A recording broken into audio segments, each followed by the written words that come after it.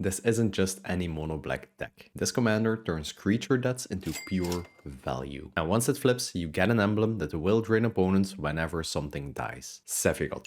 Fabled Soldier. He might look like your typical mono black commander, but he's actually the centerpiece of a sacrifice-driven deck that takes over the game one death at a time. For just 3 mana, you get a 3/3 body that gives you value from the moment it enters the battlefield. Whenever Sephiroth enters or attacks, we get to sacrifice a creature. When we do, we get to draw a card. This ability alone is already really flexible and has an impact at every stage of the game. In the early game, we can just start sacrificing some tokens or sacrifice fodder to turn them into new cards. In the mid game, we can use them to sacrifice some of our creatures that we actually want to sacrifice and dig deeper into our deck. And in the late game, we can use this effect to enable some of our sacrifice loops. On top of that, he also has a passive ability. Whenever another creature dies, target opponent loses 1 life and we gain 1 life. Functioning in the same way as a Blood Artist. He doesn't only count our creatures dying, but whenever a creature an opponent controls dies, it also triggers Sephiroth. So spot removal, board wipes, creatures dying in combat, it all counts towards Sephiroth. And if this ability resolves 4 times in a single turn, we get to transform Sephiroth. He transforms into Sephiroth One-Winged Angel, a 5/5 flying nightmare. When Sephiroth transforms, we also get an emblem, which basically is his passive ability. And that emblem never goes away. As of today, there are no ways to deal with emblems. There's no way you can remove them, make a player sacrifice them. They just stick around on the board forever. And having a Blood Artist effect on an emblem that stays around forever is just really crazy. Every single creature death will drain your opponents, and these little increments of damage add up really fast. The longer the game goes on, more creatures will be dying and you will slowly be grinding out your opponents. You're also able to stack these emblems. If Sephiroth would die or you sacrifice him, you can just cast him again, transform him again, and you will get a second emblem. And you can stack up as many of these emblems as you'd like. Oh, I almost forgot. And when Sephiroth attacks while he's transformed,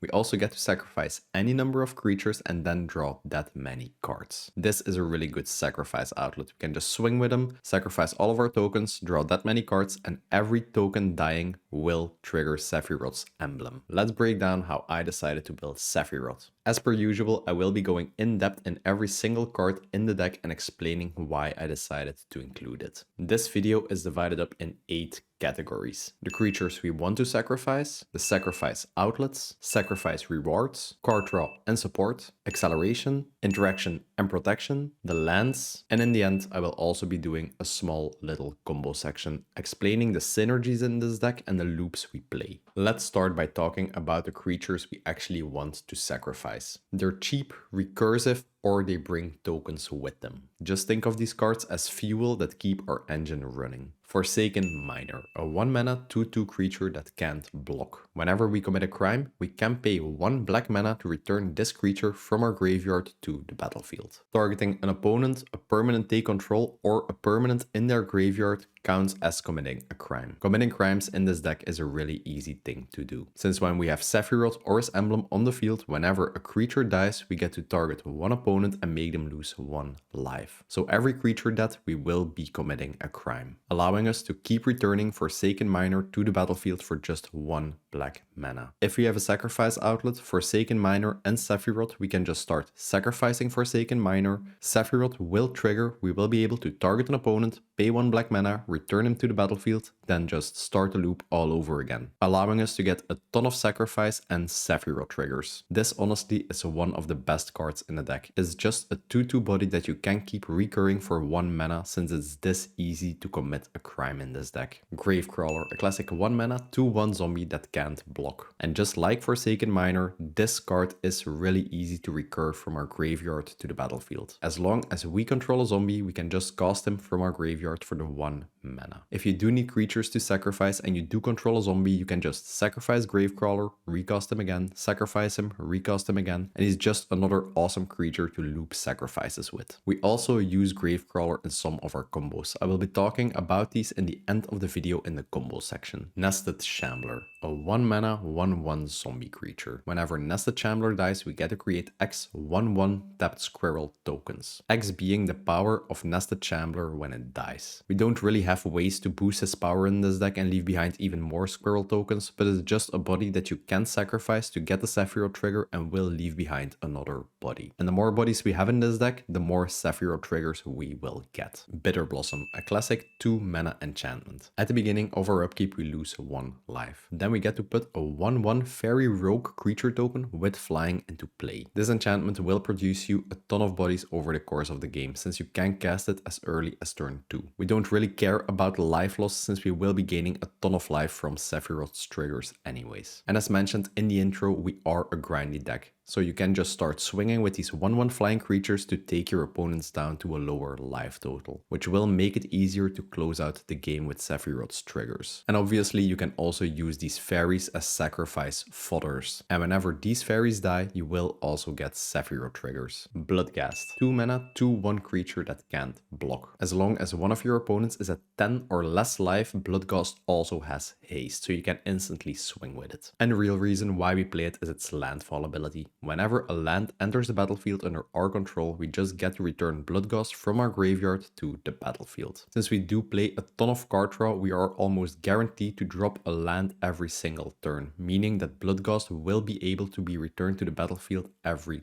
turn, giving us 1 extra body per turn we can use to sacrifice and get triggers. And later in the game, if opponents are at less than 10 life, you can just play a land, he will return to the battlefield with haste, instantly swing with them. If they don't block him, they lose 2 life, and if they do block it and it dies, you will get a Sephiroth trigger. Ghoulish Procession. This 2 mana enchantment will give you a 2/2 zombie token with Decayed if a non-token creature dies. This ability does only trigger once per turn. It's just a really solid enchantment that will make sure whenever any of our creatures die, they will leave behind a zombie token. In this deck, we have many ways to sacrifice our creatures during an opponent's turn, so we can bypass the once per turn restriction, generating a zombie in our turn, but we are also able to generate a zombie in an opponent's turn. So if you have enough creatures to sacrifice and a good sacrifice outlet, 1 round around the table will net you 4 zombie tokens. Jadar, Ghoulcaller of Nephalia. This 2 mana creature in your end step will check if you control a creature with Decayed. If you don't, you get to create a 2/2 zombie with Decayed. This is just a really simple 2-drop creature that will guarantee that at the end of your turn, you will control a zombie token, which you can then use to sacrifice, and the next turn he will guarantee you just get a new zombie. Pretty solid for just 2 mana. Nether Trader, a 2 mana 1/1 haste creature with Shadow. Shadow means this creature can only be blocked by other creatures with Shadow, basically making it unblockable. Whenever another creature is put into our graveyard, we are allowed to pay 1 black mana. When we do, we can just return Nether Trader from our graveyard to the battlefield. Really similar to Forsaken Miner and Gravecrawler, this is just a really simple small body we can keep returning to the battlefield for 1 black mana, giving us an unblockable creature to swing with and whittle opponents' life totals down, or another body to sacrifice. Orcish Bowmasters, probably one of the most broken 2-drop creatures ever printed. I don't really like including these staple game changer cards in my decks, but that being said, Orcish Bowmasters is just too good to pass up on. It's a 2 mana 1/1 creature with flash. Whenever Orcish Bowmasters enters a battlefield, or when an opponent draws a card that's not the card they draw during their draw step, Orcish Bowmasters will trigger. We are allowed to ping 1 damage to any target, and we also amass Orcs 1. The 1 damage pinging can just be used to ping off some creatures on the battlefield you don't like, even remove some low cost commanders, and the amass Orcs 1 will just give us a creature token that we will be able to use for our sacrifice effects. And the best part about this card is that you can just flash it in whenever an opponent is going to draw a ton of cards. Let's say an opponent is just about to cast a Sphinx Revelation for 5, you just flash in Orcish Bowmasters and you will be able to divide 5 damage over any targets, and you will also get a 5/5 Orc army token. Orcish Bowmasters is just a really crazy card in general that you can almost include in every single deck that plays black. And that's probably the reason why they made it into a game changer. Reassembling Skeleton, a simple 2 mana body that we can return from our graveyard to the battlefield for just 2 mana. It doesn't even have a limitation that says only once per turn. So you sacrifice him to gain some benefit out of him, 2 mana, return him, sacrifice him again, 2 mana, return him again. He's just a really awesome card in any sacrifice deck. Wriggling Grip, a simple 2 mana 1/1 creature. Whenever this creature dies, it leaves behind 2 1/1 bodies. Really good deal, honestly. Just 2 mana for 3 bodies you can sacrifice. Ophiomancer. This 3 mana creature will check at the beginning of every single upkeep, not just yours, but also opponent's upkeeps, if you do control a snake token. If you don't, you get to create a 1/1 black snake creature token with Death Touch. First up, Death Touch tokens are already really awesome and make opponents think twice about attacking you. They can't swing their 50/50 dinosaur at you because you will just throw a 1/1 Death Touch snake token in front of it and you will win the trade. If we do have a sacrifice outlet we can use on instant speed, this card will generate you an insane amount of tokens. At the beginning of your opponent's upkeep, you just get to generate a snake token. You can then sacrifice it in that opponent's turn. Turn passes to opponent 2, Ophiomancer will generate you a new snake token, which you can then sacrifice again. And 1 round around the table will generate you 4 snake tokens. Really solid value. Pawn of Ulamoch. Whenever this creature or another non-token creature we control would die, we get to put a 0/1 Eldrazi spawn token into play, and the token has the ability that we can sacrifice it to add 1 colorless mana to our mana pool. The value on this card is insane for 2 reasons. First reason, we get a lot of creature tokens whenever any of our creatures die, which then in turn, whenever they die, will also result in us getting Sephiroth triggers. And the second reason, we can just start sacrificing these tokens to generate us a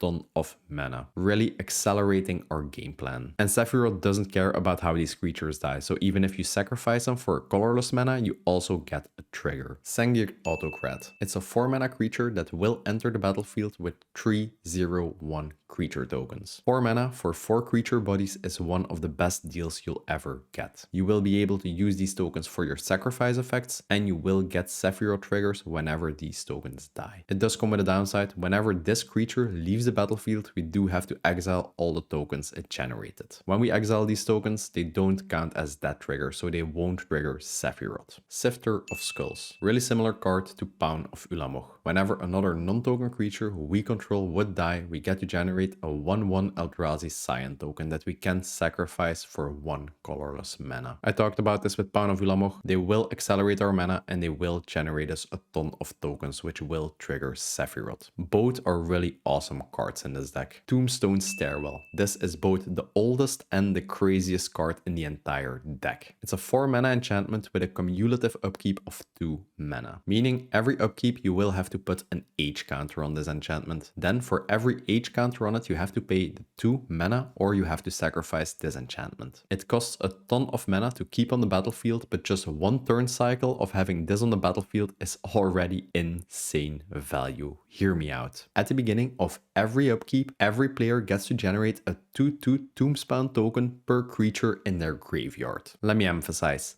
every upkeep, every player. So to make it easy, let's say every player has 3 creatures in their graveyard. We play this enchantment, pass the turn, and we go to the upkeep of opponent 1. The enchantment will trigger. Every player gets to generate 3 2/2 Tombspawn tokens with haste, generating a total of 12 of these tokens. It doesn't really matter what they do with it. They have haste, so they can swing with it, I suppose, but other players can just block with their Tombspawn tokens. Then at every end step, these Tombstone tokens are destroyed, meaning we will get 12 Sephiroth triggers, allowing us to deal 12 damage to opponents and gain 12 life. And that's just opponent 1. Then we go to opponent 2. Upkeep, 12 tokens again. End of the turn, they will have to be sacrificed again, giving us another 12 Sephiroth triggers. Then we go to opponent 3, get to create 12 tokens again, sacrificed again, 36 total Sephiroth triggers. And then it's our turn again. We can choose to pay the cumulative upkeep, keep this enchantment around, and just repeat the turn cycle. And remember, this is only making the calculations with 3 creature cards in every player's graveyard. Usually the number will be way higher. It's just an insane card, really. This card will usually give you enough Sephiroth triggers in 1 turn cycle to just take a single opponent out of the game. If you cast this later in the game, 1 turn cycle will just win you the game, because players will have that many creatures in their graveyard and this enchantment will just generate an insane amount of Tombstone tokens. Old magic cards are really crazy. Endrexar, Master Breeder. It's a 5-mana creature. Whenever we cast a creature spell, we get to generate X 1/1 Trill tokens. X being the mana cost of the creature we just cast. If you drop this, cast a 4-drop creature, you will get 4 additional 1/1 tokens, which you can then sacrifice or get Sephiroth triggers off. You do have to be careful because if you control 7 or more Trills, you actually have to sacrifice this creature. So the best case scenario for this is you cast a creature, generate the Trills, sacrifice the Trills, so you actually have room to start casting even more creatures, never going over the limit of controlling 7 Trills. So you can keep Endrexar around for as long as possible, just generating you a ton of creature tokens. Giza the Hellraiser, another card that interacts with crimes. For 5 mana, we get a 4/4 creature with Ward. If opponents want to target this, they have to pay 2 generic mana and also pay 2 life. Giza also passively gives all our skeletons and zombies +1/1. We do play a couple of zombies and skeletons in this deck, so yeah, she does boost her power as some sort of a zombie skeleton lord, but it's not really that relevant. It's all about the last ability. Whenever we commit a crime, we get to generate 2/2 tapped zombie tokens. And like most crimes, this ability only triggers once per turn. The reason why we play this is just once again because we can easily cheese the once per turn mechanic. With Sephiroth on the field or his emblem, whenever a creature dies, we get to commit a crime. Because we will target an opponent, they will lose 1 life, we will gain 1 life. We can do this during our turn, generating the 2/2 zombie tokens, which will be 3 trees instead when you have Giza on the field. We pass a turn to an opponent, we can sacrifice one of these tokens through any of the sacrifice outlets in this deck. Sephiroth triggers, we get to commit a crime again, generate 2 tokens during an opponent's turn, and we can do this during every opponent's turn. During 1 turn cycle, Giza will generate us 8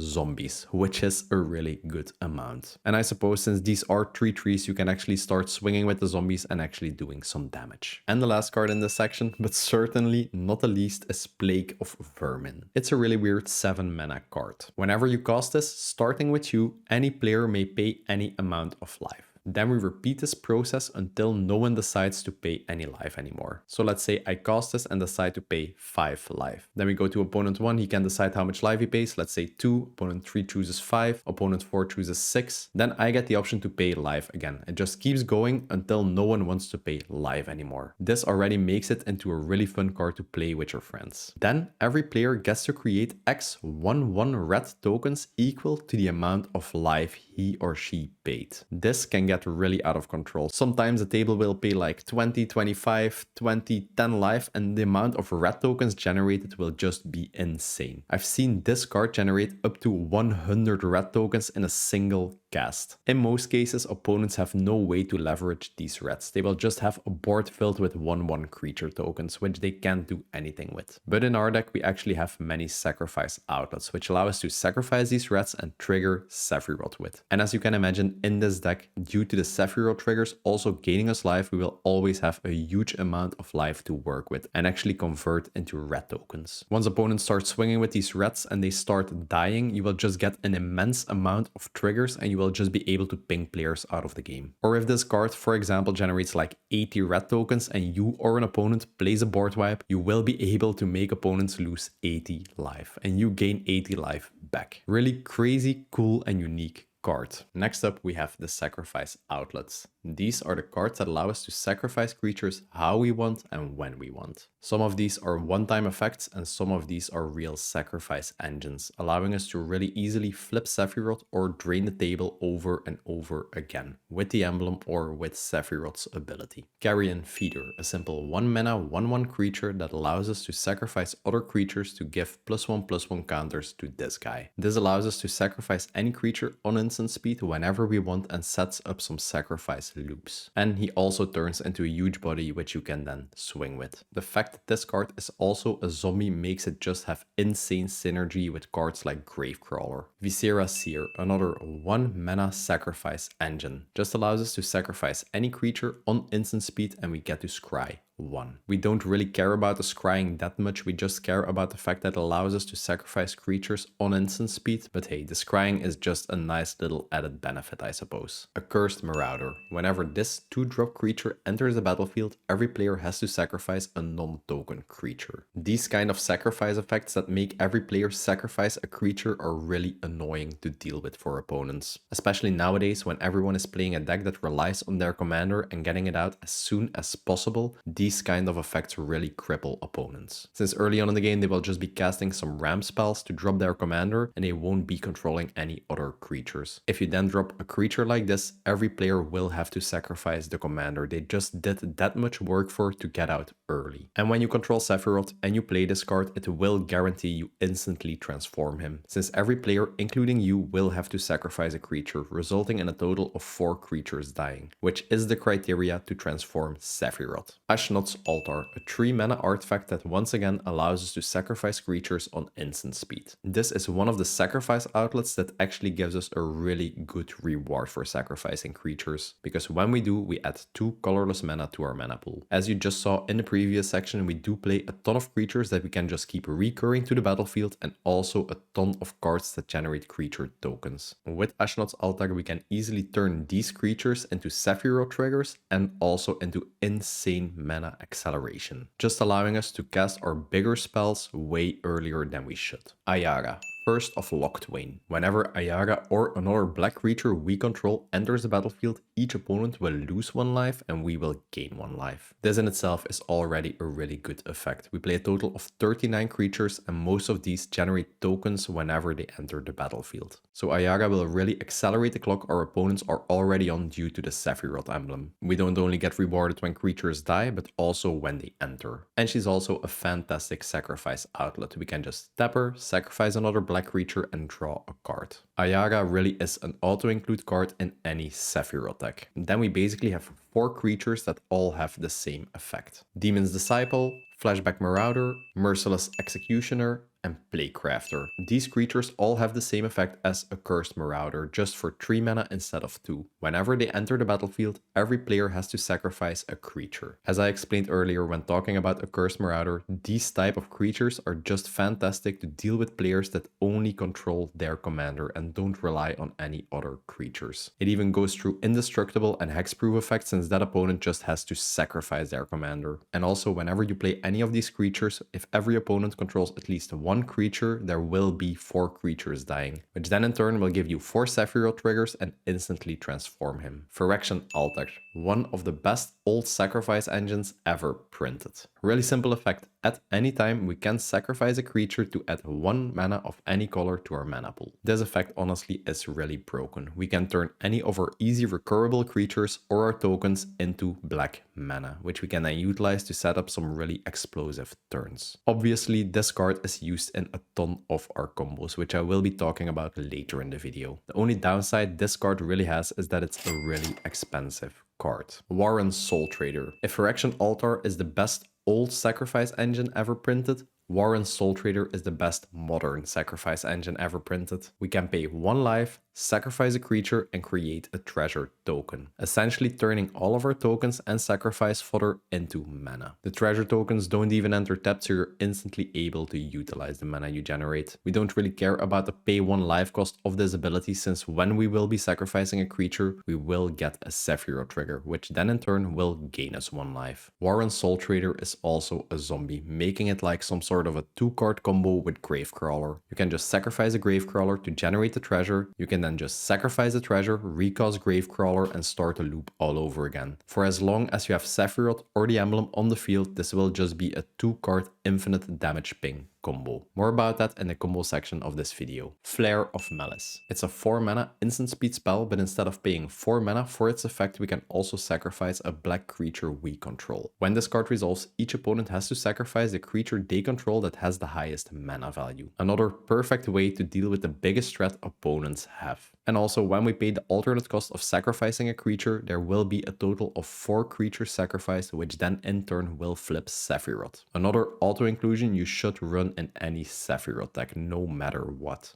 Gaius van Balzar. This is one of my absolute favorite uncommon cards in the new Final Fantasy set. It's a 4 mana creature, and whenever it enters the battlefield, we get to choose one of 3 options. We can make each player sacrifice a token creature of their choice. We can make each player sacrifice a non-token creature of their choice, or we can make every player sacrifice an enchantment of their choice. All of these effects are really awesome, and depending on the current board state you're in, you can just choose the effect that works perfectly for this board state. If you're dealing with a token player who controls a huge token, you just make everyone sacrifice a token creature. If an opponent controls like 700 tokens and one commander that really buffs up these tokens, you choose non-token, so they have to sacrifice their commander. And a mono black deck will always have problems dealing with enchantments, since black doesn't offer that great enchantment removal. Gaius van Balzar solves that problem. Honestly, the versatility this card brings to the table is just insane, and versatility is really what makes Magic cards good.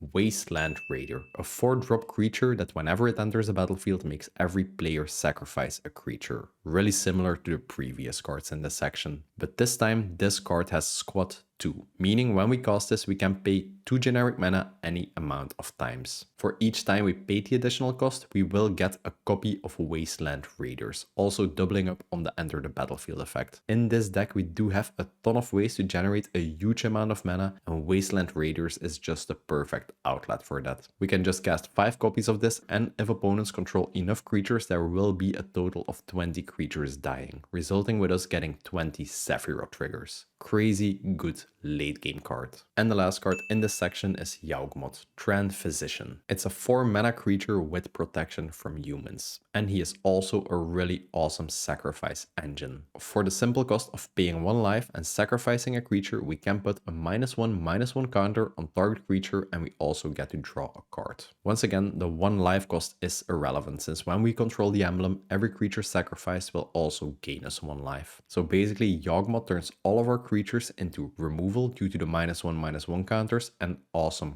card draw. For 2 black mana and discarding a card, we also get to proliferate, but that effect is not really that relevant in this deck. We mainly play it because it's just an awesome sacrifice outlet. If you want to support the channel and get some exclusive perks in return, check out the YouTube membership program. All members will get early access to the videos, a monthly deck poll where you can vote on what commander I will be doing these type of videos about next, exclusive Discord chat rooms where you can even submit your deck for a review by me. No matter what tier you choose, you're really helping me grow the channel and pump out these awesome high quality content commander videos. Check it out by clicking the join button below the video or checking out the link in the description below. Next up, we have the sacrifice payoffs. These are the cards that reward us for sacrificing creatures or reward us for creatures dying. They drain life, draw cards, generate tokens. They're the real backbone of our engine. Blood Artist. Yeah, you knew this creature was gonna be in the deck. It's a classic 2 mana 0/1 creature that basically has the same ability as Sephiroth or the emblem. Whenever any creature dies, we get to deal 1 damage to target opponent and we will gain 1 life. This card is just great at any point in the game. It really accelerates the clock our opponents are already on thanks to Sephiroth and the emblem,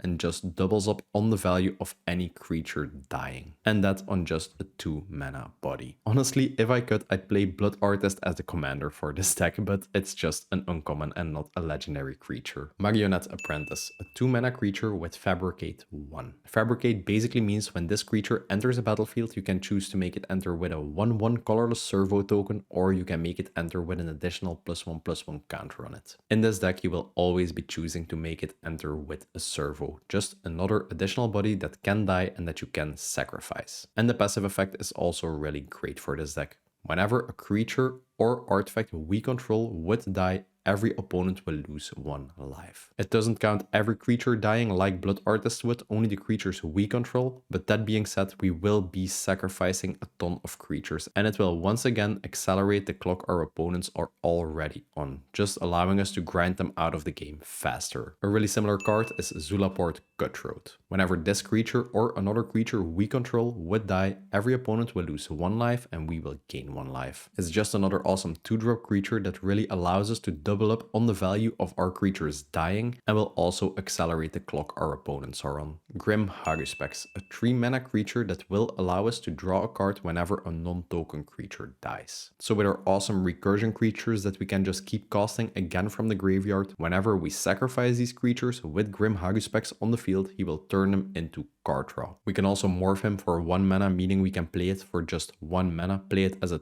2/2 creature, and then for 3 mana we can turn it face up on instant speed. Honestly, it's not really that relevant of an ability, since when you are playing against more experienced players in a mono black deck, they will know this card is Grim Haruspex, and they will be able to play around it. Morbid Opportunist, a simple 3 mana creature that will allow us to draw a card whenever another creature dies. This doesn't even have to be a creature we control. This ability only triggers once per turn, but honestly that doesn't really matter. As I talked about before, we can just cheese it and sacrifice our creatures during opponent's turn, and every turn cycle this creature will draw us a total of 4 cards. Even when your opponents are just swinging at each other and one of their creatures die, we also get to draw a card of Morbid Opportunist. Pitiless Plunderer, a 4 mana creature that will generate us an untapped treasure token whenever any non-token creature we control dies. The value on this honestly is just insane. You can just start sacrificing your non-token creatures, generating treasure tokens, and then just casting new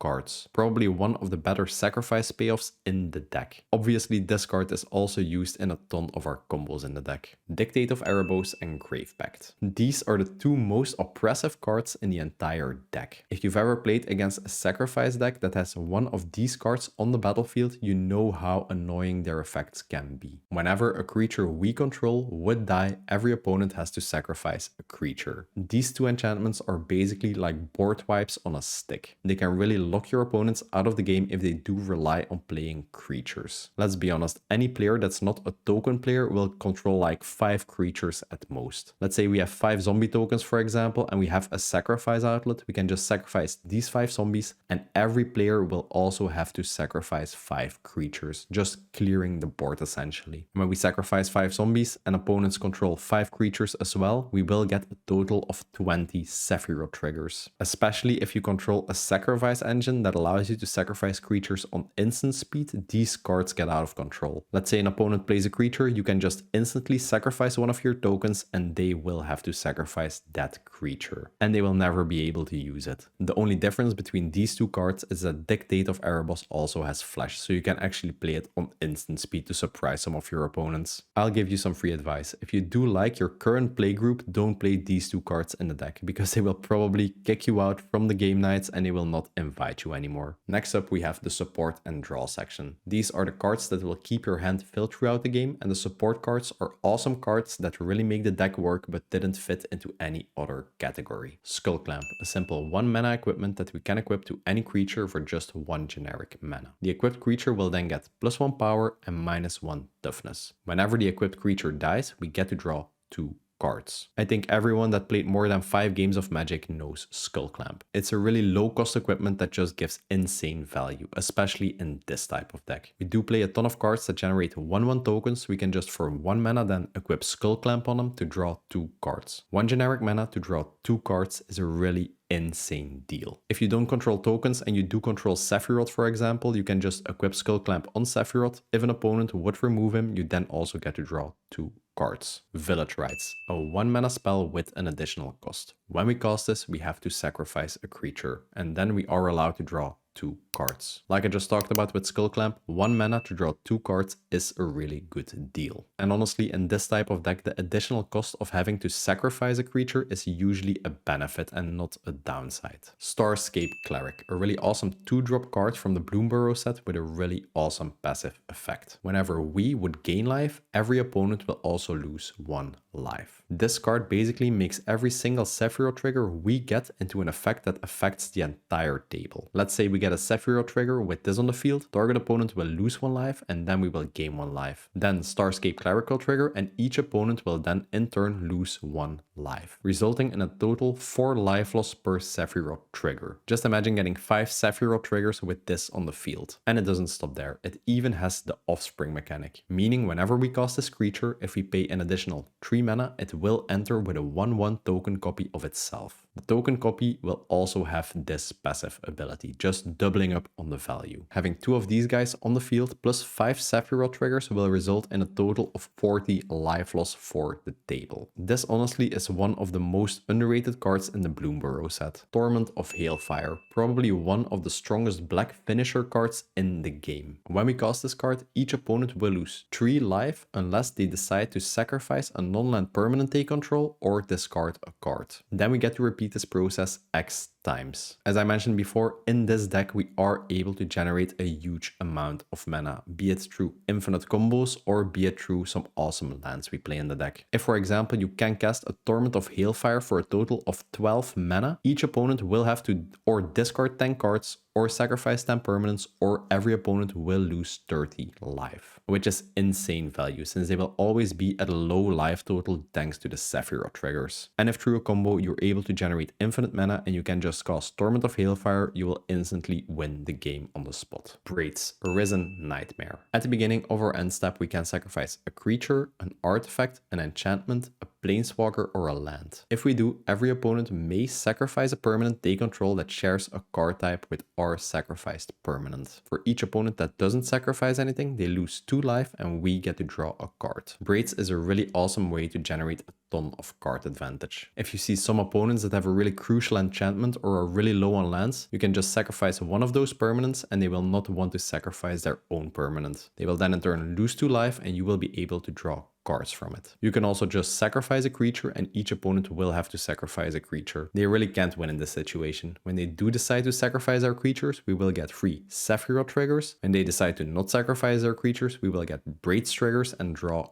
cards. Braids is a really fun card to play because it does give people a decision on what they want to do and how they want to reward you. It does require some skill to use and to know what type of permanent you should sacrifice at the current board state, but you will get used to it. Grey Merchant of Asphodel, another awesome finisher card for mono black decks. Whenever Grey Merchant enters the battlefield, each opponent will lose life equal to your devotion to black. Devotion to black means the amount of black mana pips and mana costs of permanents you control. Usually in this deck you will have a huge amount to devotion to black at any time. Be it through enchantments you control, creatures you control. Let's say you cast Gary and you have a total of 5 devotion. Every opponent will lose 5 life and you will gain 15 life, since you gain life equal to the amount of life lost to this effect. This is just another awesome way to close out the game, since your opponents will always be at a low amount of life thanks to all the Sephiroth triggers. And if you are under a ton of pressure or at a really low life total, Gary will just up your life total by a huge amount and you will be able to stabilize and recover from there. Bolas' Citadel, another game changer card I decided to include in the deck. It's a 6 mana legendary artifact that allows us to look at the top card of our library at any time. Its passive effect allows us to cast the top card of our library by paying a life instead of its mana cost. This basically turns your life into a resource and you can just keep chaining spells off the top of your library until you run out of life or until you hit a land on the top of your deck. Sometimes when you play this and you get lucky and you have no lands in the top cards of your deck, you are able to cast 5 spells at once, just paying life for their costs. Life usually is not a problem in this deck since Sephiroth will be gaining you a ton of life due to his triggers. It also has an activated ability that allows us to tap Bolas' Citadel, sacrifice 10 permanents, and each opponent will lose 10 life. This is just the ultimate mono black late game card, giving us card advantage, allowing us to cast spells for free, and giving us a way to close out the game. Liliana,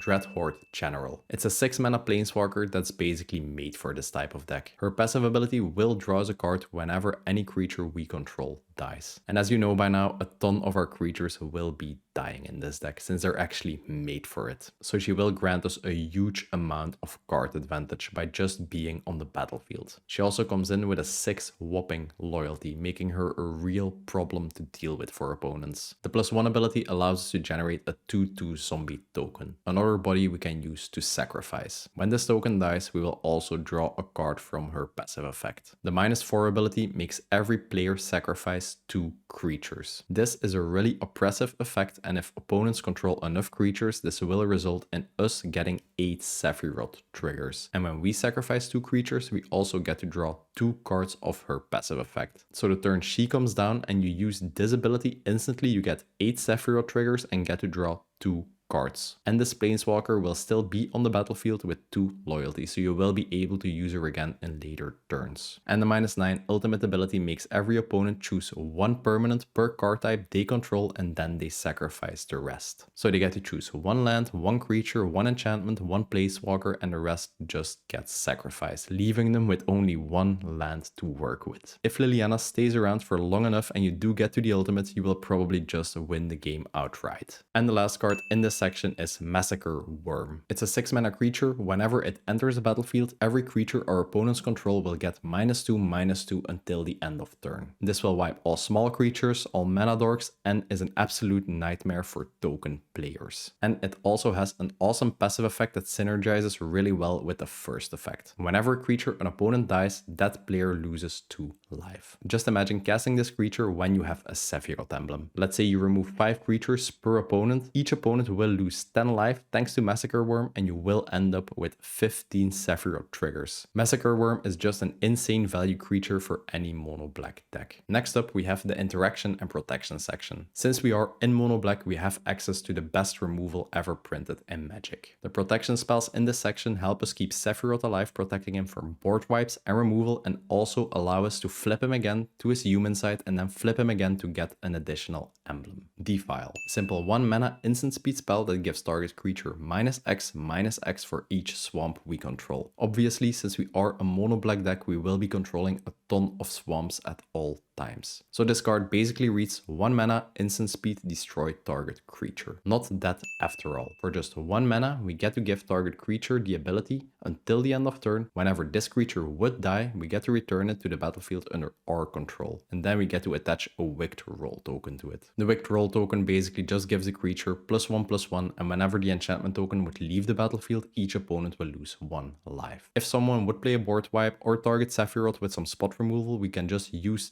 this spell and he will return to the battlefield under our control, essentially surviving the removal. But there's another reason why we play this. If Sephiroth is transformed into one-winged angel and we already got the emblem, we can just cast this card on Sephiroth and then sacrifice him through any means, and he will return to the battlefield flipped in his human side. If we then are able to flip him again by making 4 creatures die, we will get a second emblem. Yeah, I know, that's insane. Transformed cards, when they leave the battlefield and would return to the battlefield, always return with their front side up. In this case, the human side of Sephiroth. Undying Malice. We played this card for the same reasons as the previous card. It acts as protection for Sephiroth. When someone removes him, we can just return him with a +1/+1 counter, or we can cast this on Sephiroth when transformed, sacrifice him, and he will return with his human side, allowing us to generate an additional emblem. Unearth. A 1 mana spell that allows us to reanimate any creature in our graveyard with mana cost 3 or less. We do have a ton of value creatures you can target with this to just make them return to the battlefield, so you're able to sacrifice them again or just get some awesome ETB triggers. Or when Sephiroth is removed, instead of making it go to the command zone, you can just make it go to your graveyard and reanimate them for just 1 mana. And once again, he will return front side up, so he will return as a human, allowing us to flip him again and get an additional emblem. Unearth also has cycling 2, meaning for 2 generic mana, we can just discard it to draw a new card. You probably will barely be using this, but later in the game, if you really desperately need some card draw, I suppose you can cycle this. Feed the Swarm, a simple 2 mana removal spell that allows us to deal with any creature or enchantment on the board. We will just lose life equal to the mana cost of the removed creature or enchantment.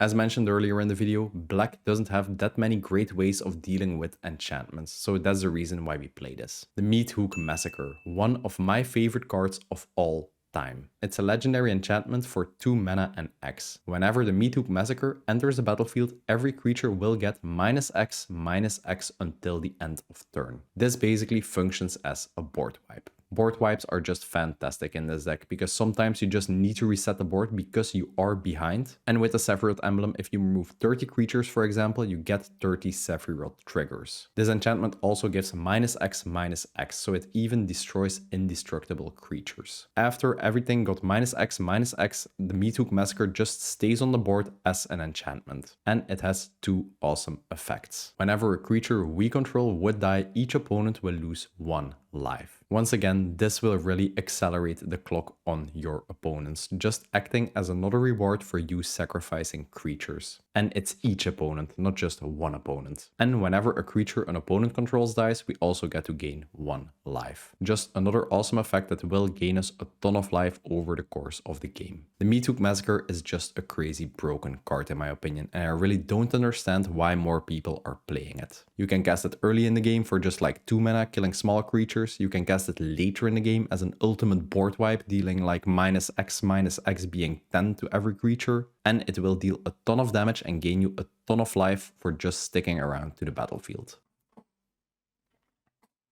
I even love this card so much, I got like the foil movie poster variant of it. I just wanted to flex this card, I don't know why. I'll just put it back into the background now. Toxic Deluge, my second favorite black board wipe of all time. The efficiency on this card is just crazy. It only costs 3 mana, and whenever you cast it, you get to pay X amount of life. Then every creature will get -X depending on the amount of life you've paid. It doesn't even matter if your opponents control 5, 10, 10 creatures. By turn 3, you can just cast Toxic Deluge for 3, pay 10 life, and you will be able to deal with those creatures. Life is a resource anyways, people. And that being said, in this deck, it just gets even better, since we always will have a huge amount of life thanks to Sephiroth. Withering Torment, another awesome 3 mana removal spell that allows us to deal with any creature or enchantment on the board. We just desperately need some enchantment removal in a mono black deck. And the last card in this section is Deadly Rollick. It's a 4 mana instant speed spell that allows us to exile any creature. If we control our commander, we can cast the spell without paying its mana cost. Honestly, the cards that cost 0 mana whenever you control your commander are really broken in my opinion and should be banned in the format. That being said, it's just way too good not to play. If you like this type of content, don't forget to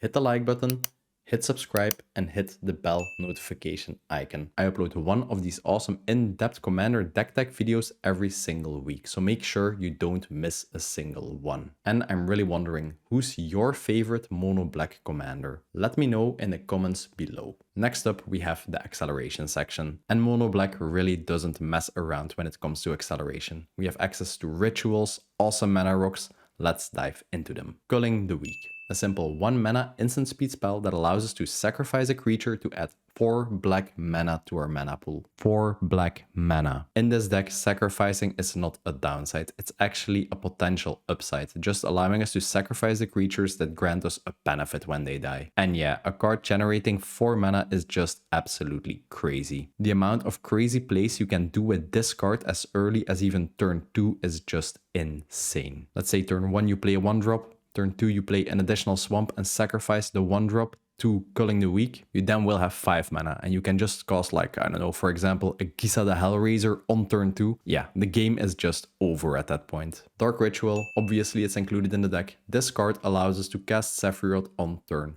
1. Good luck, opponents. A Sol Ring, obviously one of the best mana rocks in the game, and allows us to get Sephiroth out as early as turn 2. Deadly Dispute. As an additional cost to casting this card, we have to sacrifice an artifact or a creature. In this deck, we can really leverage that sacrifice into an upside. When the spell resolves, we draw 2 cards and get to generate a treasure token, refilling our hand and accelerating our mana. Jet Medallion. This 2 mana artifact will make every black spell we cast 1 mana cheaper. I don't really think I have to explain why this is good in a mono black deck. Next up, we have the lands. We are a monocolor deck, but we do play a ton of utility lands. Lands that actually do something beside from generating mana. Bojuka Bog. A really simple land that enters a battlefield tapped. Whenever it enters a battlefield, we get to exile target player's graveyard. Nowadays, in Modern Magic, every single deck relies on their graveyard. Be it a Spellslinger deck that wants to flashback cards from their graveyard, a Landfall deck that wants to keep recurring lands from their graveyard, or a simple reanimation deck that wants to reanimate creatures. Bojuka Bog solves all of those problems. Play your graveyard hate, people. Castle Locthwain. This land will enter the battlefield tapped unless you control a swamp, which we will control at all times since we are mono black. For 3 mana and tapping this land, we get to draw a card. Then we lose life equal to the amount of cards we have in our hand. This is just an awesome way later in the game to actually draw some additional cards. We don't really care about the life cost anyways. High Market. A land that taps for 1 colorless mana. We can also tap this land to sacrifice a creature and gain 1 life. This basically is a sacrifice outlet on a land, just allowing us to play an additional sacrifice outlet that also functions as a land that generates mana. Classic combo, Cabal Coffers and Ugborg. Ugborg will make every land a swamp in addition to its other types. So even utility lands we play that aren't a swamp will be transformed into swamps, which will make them count towards Cabal's Coffers activation. For 2 mana and tapping this land, we get to add 1 black mana to our mana pool for every single swamp we control. As you can imagine, later in the game, the value Cabal Coffers generates is just insane in this deck. And we do play some outlets like, for example, Torment of Hailfire, Nykthos, Shrine to Nyx. It's a legendary land that taps for 1 colorless mana. For 2 colorless mana and tapping it, we get to choose a color. Then we add mana of that color to our mana pool equal to our devotion to that color. Obviously, we'll be choosing black. The moment you have more than 4 devotion to black, Nykthos actually starts netting you mana, producing more than 1 mana for tapping it. Later in the game, you will control a ton of creatures, a ton of enchantments, and Nykthos will generate you an absurd amount of mana. And there are no real downsides to playing this really. Correction Tower, a land that taps for colorless and also allows us to sacrifice a creature to add 2 black mana to our mana pool. It's both an additional sacrifice engine on a land, and it also allows us to accelerate our mana by a ton. West Vale Abbey. For 5 mana and tapping this land, we get to generate a 1/1 cleric token. I suppose later in the game you can use this ability to generate some extra creature tokens, which then will translate into Sephiroth triggers. But the real reason why we play it is its last ability. For 5 mana and sacrificing 5 creatures, we get to untap this land and then transform it. Before I talk about the transformation, just the fact that this land allows us to sacrifice 5 creatures is the real reason we play it. Later in the game, when you have the emblem or even 2 emblems, you can just sacrifice creatures to this land if you don't have another sacrifice outlet, and you will be able to deal a ton of damage. When it transforms, we get a card with a name I really can't pronounce, and I will not even try. It's a 9/7 flying indestructible haste lifelink creature. Another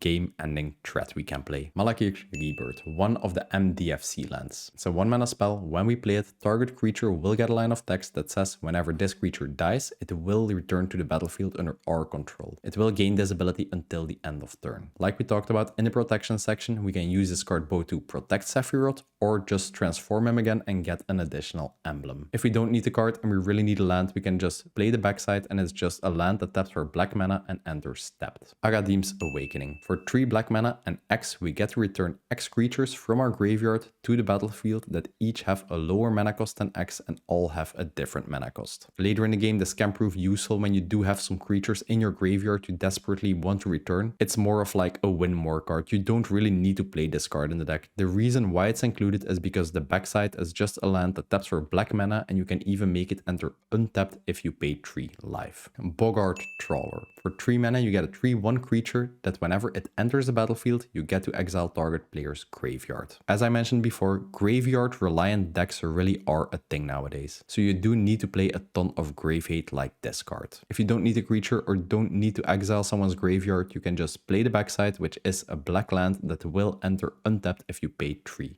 life. Fel the Profane, a 4 mana instant speed spell that allows us to destroy target creature. Just an additional removal spell. If you don't need a removal spell, you just play the backside, which is a land that also enters untapped when you pay 3 life. And for basics, we play 20 Swamps. Last up, I also have a small little combo section for the deck. Here I will be talking about the synergies and some of the infinite combos we play in the deck. There probably are even more loops in the deck that I didn't mention in this video, but otherwise this would be a 5-hour video. For the first combo, you need 3 things. You want Phyrexian Altar on the battlefield, you want Gravecrawler on the battlefield, and you want an additional zombie creature that's not Gravecrawler on the battlefield. First up, you sacrifice Gravecrawler to Phyrexian Altar, generating you 1 black mana. Thanks to you controlling another zombie, you can then just recast Gravecrawler from your graveyard and return it to the battlefield. Then you sacrifice Gravecrawler again, generate 1 mana, and you can just repeat the process, making an infinite sacrifice loop. This will give you infinite sacrifice triggers, infinite death triggers, infinite enter the battlefield triggers. If you have Sephiroth or his emblem or a Blood Artist creature on the field, you will just win the game instantly. For the next combo, you need these 3 cards. Pitiless Plunderer on the battlefield, Ashnod's Altar or Phyrexian Altar on the battlefield, and Reassembling Skeleton on the battlefield. First, you activate Phyrexian Altar by sacrificing Reassembling Skeleton. This will add 1 black mana to your mana pool. Reassembling Skeleton then dies, and Pitiless Plunderer will trigger, and he will generate you a treasure token. Then you sacrifice a treasure token and use the 1 black mana in your mana pool, and you return Reassembling Skeleton from your graveyard to the battlefield. You can then sacrifice Reassembling Skeleton again and just repeat the loop. Once again, this will give you infinite ETB triggers, infinite death triggers, and with a Sephiroth emblem, you will just win the game instantly. The following combo is a 2-card combo when you have Sephiroth or a Sephiroth emblem. You need Gravecrawler and Warren Soul Trader on the battlefield. First, you pay 1 life to sacrifice Gravecrawler to Warren Soul Trader. You will then generate the treasure token, and Sephiroth will trigger, gaining you 1 life and making target opponent lose 1 life. You can then sacrifice the treasure token, recast Gravecrawler since Warren Soul Trader trader is a zombie, and you just keep repeating this effect, resulting in infinite death triggers and infinite life drain due to Sephiroth or the emblem. For this combo, you can also use Forsaken Miner, just using the treasures to pay for the 1 mana for his crime ability. And the last card, it's not really an infinite combo, but just a really cool synergy in my opinion. You need Ayaga on the field, and then you cast Plague of Vermin. When you have Ayaga on the battlefield, you can just pay all your life for Plague of Vermin except for 1. And then for every red that enters the battlefield, you will just regain the amount of life you paid. And then each opponent will also lose 1 life per red you created or per life you paid. So essentially, if you cast Plague of Vermin with Ayaga off the field and you are at a higher life total than all your opponents, you will just instantly win the game. Doesn't even matter how much life they pay. That's it for my Sephiroth in-depth deck video. It's the first monocolor deck I've ever built on the channel, and I'm really excited about it. Just the fact that you play a commander that transforms into a really huge creature and gives you an emblem is really unique. I just love the synergies in this deck. If you made it this far in the video, comment a skull emoji so I know you're part of the end game crew of these videos. Thanks for watching, and I will see you in the next one.